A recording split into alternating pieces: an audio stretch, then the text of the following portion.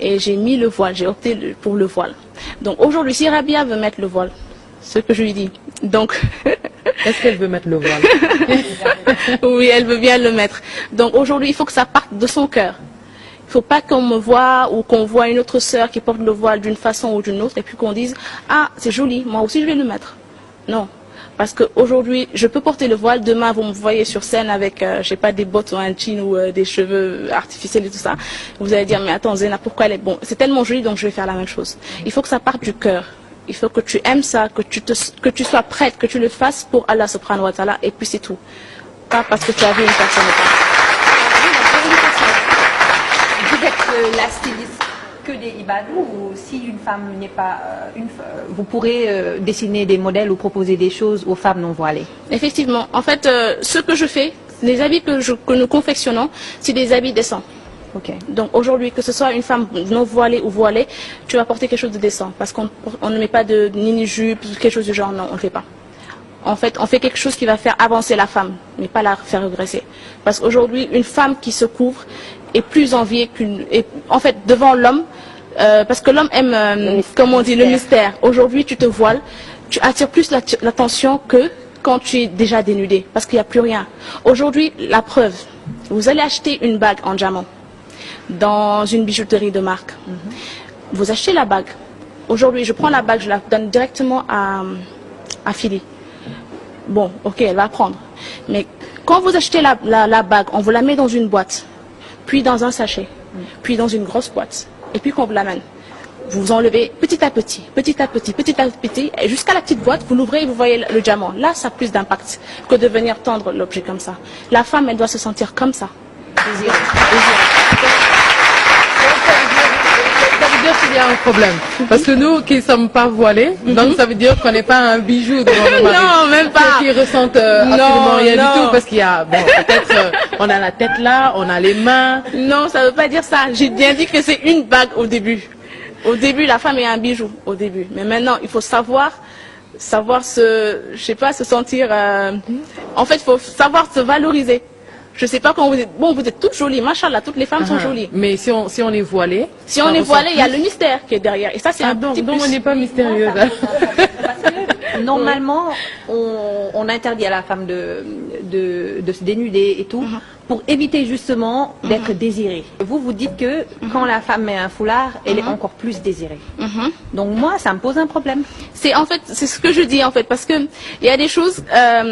Il a fallu que, parce que moi aussi, quand on me disait, c'était un problème pour moi de le capter. Mais Dieu, il fait tellement bien les choses que il y a toujours ce mystère en fait. Il faut que tu sois voilé pour comprendre certaines choses.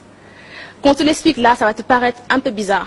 Mais il faut en parler avec les... Oui. Moi, la question que je vais poser, parce que je vais rebondir sur ce qu'elle dit, c'est est-ce qu'une femme ne peut pas se voiler par plaisir? C'est-à-dire, moi j'ai vu rencontrer des femmes qui n'ont pas envie que leur corps soit dénudé. Il n'y a aucune idée religieuse derrière, mais elles ont envie d'être voilées. Est-ce que ces femmes peuvent venir vers vous pour le faire par plaisir, parce qu'elles ont envie de voir leur corps Oui, bien sûr, voilà. Bien sûr. Mais ce que en fait je déplore, c'est comme j'ai dit, de voir en fait de vouloir copier quelqu'un, de voir que quelqu'un a mis le voile et puis voilà, je vais le mettre parce que c'est joli, on va dire. Ok, mais en fait, il y a certaines femmes.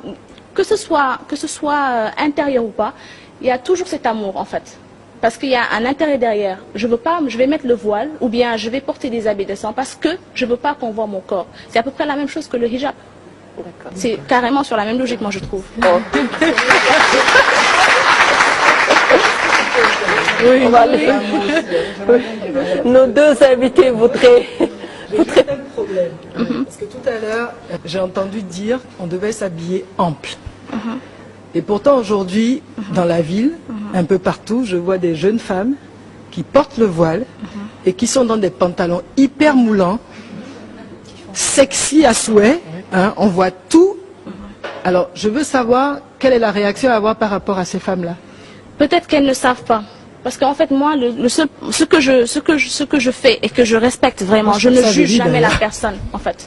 Je ne la juge pas. Ok, je vois une personne qui porte un jean, un petit top, et puis le hijab. Ou bien parfois, on voit même des filles qui portent un petit haut comme ça et qu'elles mettent le hijab. Je ne les juge pas. Peut-être que je me dis qu'elles n'ont pas appris ou bien qu'elles ne comprennent pas en fait c'est quoi le fait de porter le hijab. Elles le portent mais elles ne comprennent pas. Parce que le hijab aussi c'est un mode de vie. Vous savez, parce qu'en fait on est l'image de la femme musulmane. Vous comprenez? Donc peut-être qu'elles ne comprennent pas, moi, ce que je me dis, qu'elles ne comprennent pas ce que c'est que le hijab. En fait, moi, c'est ça que je me dis. Madame Sow. On va vous poser une question, c'est d'abord un constat. Je vous ai bien écouté, hein, mais ce qui ressort, moi, de tout ce que vous venez de dire, qui est très intéressant, c'est au fond, la femme est un objet. C'est un objet que l'on cache au regard de l'homme. Il faut s'habiller décemment. Mais c'est quoi s'habiller décemment? S'habiller décemment, c'est s'habiller face à un regard, mais pas au regard des autres femmes. Hein. Ce que les Sénégalaises faisaient beaucoup, et j'espère continueront à faire, mais face au regard de l'homme. Et vous prenez un exemple qui, moi, me terrifie. Vous dites, vous avez une bague en diamant, vous la donnez à un homme. C'est mieux si vous prenez la bague en diamant, vous la mettez dans une boîte, puis dans un sachet, puis dans une grande boîte. C'est comme si la femme était un objet qu'on offrait d'abord au regard masculin, puis au désir masculin. Ça, quand même, ça me pose vraiment des problèmes, parce que j'ai pas l'impression que les femmes sont sont des objets. Je pense qu'on s'est battu tous ces 40 dernières années, parce que ça fait longtemps que ça dure, hein, où les femmes se battent pour avoir plus de présence, participer à la vie économique, participer à la vie politique. Et là, aujourd'hui, on est un objet qui est offert. On va laisser Zeynab répondre. Ce que je dirais en fait sur tout ce que j'ai écouté aussi votre discours et tout, mais en fait moi ce que je me dis vraiment, je suis bon, on va dire que je suis en train d'apprendre le Coran, je l'ai pas terminé. Donc là ce que j'ai appris jusqu'au bout, c'est que tout ce qui est dans le Coran, moi je le respecte. Vraiment, je le respecte et je suis ça à la règle. Parce que Dieu, il nous a créés. Il a créé ses lois. Et si on suit ses lois, on ne sera pas dans les problèmes qu'on voit actuellement. Aujourd'hui, si la femme se voilait, toutes les femmes se voilaient, les hommes n'allaient pas avoir le choix, en fait. Ils vont partir vers une femme, c'est pour la marier. Et puis c'est tout. Aujourd'hui, on voit, il y a tellement d'infidélité. Il y a les viols. Et tout. Pourquoi? Parce que la femme se dénude et elle se fait trop désirer. Pourquoi on ne demande pas aux hommes de contrôler leur libido? Pourquoi est-ce qu'on ne demande pas aux hommes de contrôler leur...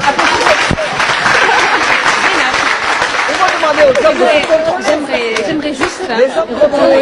Je voudrais quand même rendre hommage, parce que je voudrais en profiter, parce que souvent on oublie qu'au Sénégal, quand même, nos tenues traditionnelles sont des tenues qui sont très décentes.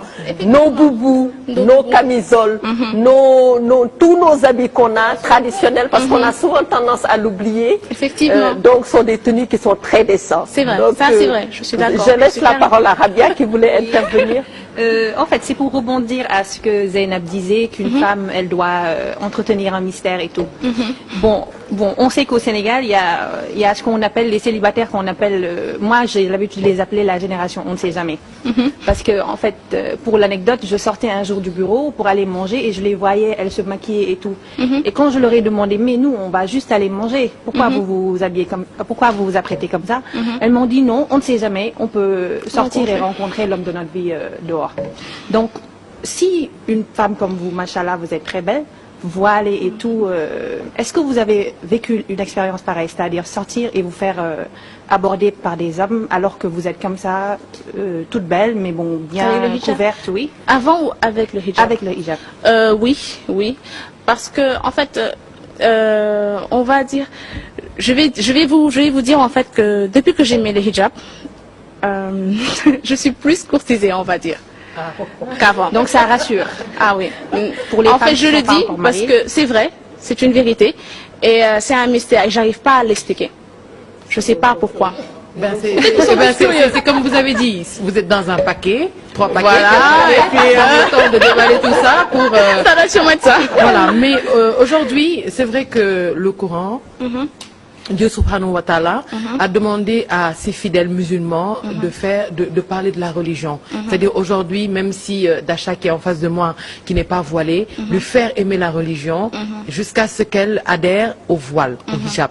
Est-ce qu'aujourd'hui, les femmes qui viennent, comme l'a posé Sokhna Banga tout à l'heure, et qui viennent vous voir, bon, parce qu'elles ont envie de mettre le voile, est-ce que vous en profitez aujourd'hui pour leur parler, pour décrire, c'est-à-dire tekki dina ci Coran bi comme on dit la charia. Oui, Firi. Ah, ok. Oui, parce que comme j'ai dit, je suis en train d'apprendre, vraiment. Et quand on ne maîtrise pas trop, je pense qu'il ne faut pas trop parler.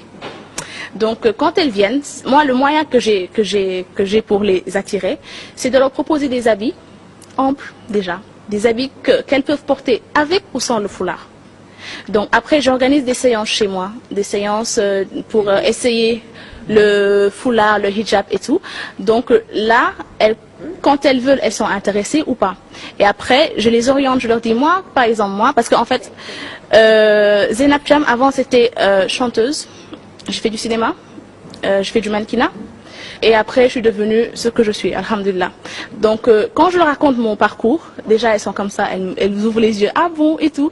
Donc, je leur dis, en fait, pourquoi j'ai changé? J'ai commencé à apprendre. Pourquoi tu ferais pas ça? Pourquoi tu apprends pas? Apprends le Coran, tu verras, et tout. Donc, c'est un moyen pour moi. Et puis, tout en changeant leur port vestimentaire, et puis, elles commencent à mettre un peu d'écharpe, et puis voilà, et le voile arrive. Je voudrais dire au public et aussi aux téléspectateurs que le décor du grand rendez-vous a été fait par Zainab Thiam. Oui, oui. Donc pour ce pourquoi nous la remercions.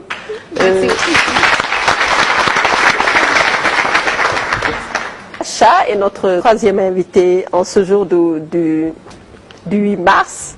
Dacha donc est styliste. Donc elle a été à Air Afrique, directrice commerciale. Ou directrice communication, je pense, marketing. Responsable de la communication, pas directrice. Voilà, elle est dessinatrice, styliste depuis très longtemps, je pense, depuis qu'elle est petite. Mais d'abord, je vais poser une question avant mes chroniqueuses. Je voudrais savoir, ce nom original Dacha, ça vient d'où? Ben, c'est un prénom qui vient de Russie, en fait. J'ai mon père qui était journaliste et qui, à l'occasion d'un stage en France, a rencontré une Russe qui s'appelait Dacha. Et je suis née pendant qu'il était en stage, en fait. Donc, il a envoyé un télégramme à Cotonou, où je suis née, et il a demandé à ce qu'on m'appelle Dacha. Donc, c'est un prénom qui figure sur mes papiers. Vous organisez régulièrement Biotop, qui est votre engagement dans la protection de l'environnement. À quand le prochain Biotop? Alors, dire que j'organise régulièrement, ce n'est pas tout à fait vrai, parce que j'ai organisé 2 éditions de Biotop. La première était en 2005, et j'ai rassemblé des créateurs comme moi pour sensibiliser sur la préservation du lac Rose et faire la promotion du coton biologique. Alors ça, cette édition était en 2005 au lac Rose. On a dû passer la journée là-bas, discuter avec les cotonculteurs et parler aux populations quant à la préservation du lac qui, je ne sais pas si vous le savez, a perdu en volume ces 20 dernières années à cause de son exploitation intensive. Parce que le sel que vous mangez localement vient probablement du lac Rose. Donc il est extrait de manière anarchique et ça fait que le lac est en train de diminuer de volume et peut-être que dans quelques années, ce lac n'existera plus. Donc il était important d'attirer l'attention des autorités, des populations sur la préservation de ce lac. Aujourd'hui, je ne peux pas vous dire ce qu'il en est. Il était question à un moment par le ministère de la Culture que ce lac soit classé patrimoine mondial de l'UNESCO. Je ne peux pas vous dire ce qui a été fait parce que moi, j'ai fait ce que j'avais à faire, à savoir mobiliser et normalement, c'est aux autorités étatiques de faire le reste. Alors, j'ai fait une 2e édition en 2007 et là, je parlais du péril plastique. Donc, ça a été une journée d'exposition en matière recyclée. Ça s'est passé au Méridien Président. La première dame était la marraine de la manifestation. On a mobilisé des créateurs qui sont venus. On a créé des modèles en sachets plastiques recyclés. Il y avait du mobilier en plastique recyclé. J'ai fait venir un recycleur du Burkina qui a exposé ses œuvres. Il a même fait des pavés en plastique recyclé.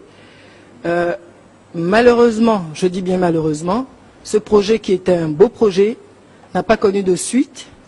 Non seulement parce que j'ai été, entre guillemets, lâché par les personnes qui sont responsables au niveau des ministères concernés, donc le ministère de l'Environnement, le ministère de la Culture, le ministère à l'époque, il y avait un ministère du cadre de vie. Alors, à ce sujet, j'ai une petite anecdote. Quand je suis allé vers la structure qui s'appelle Aprocène pour demander de l'aide financière, on m'a répondu, on n'a pas d'argent. Mais dès qu'on a su que Madame Wade venait présider la manifestation, on m'a sorti de l'argent tout de suite. Alors moi, ce que je voudrais dire, c'est que quand on parle d'environnement, il s'agit du bien-être des populations, il s'agit de la santé des populations.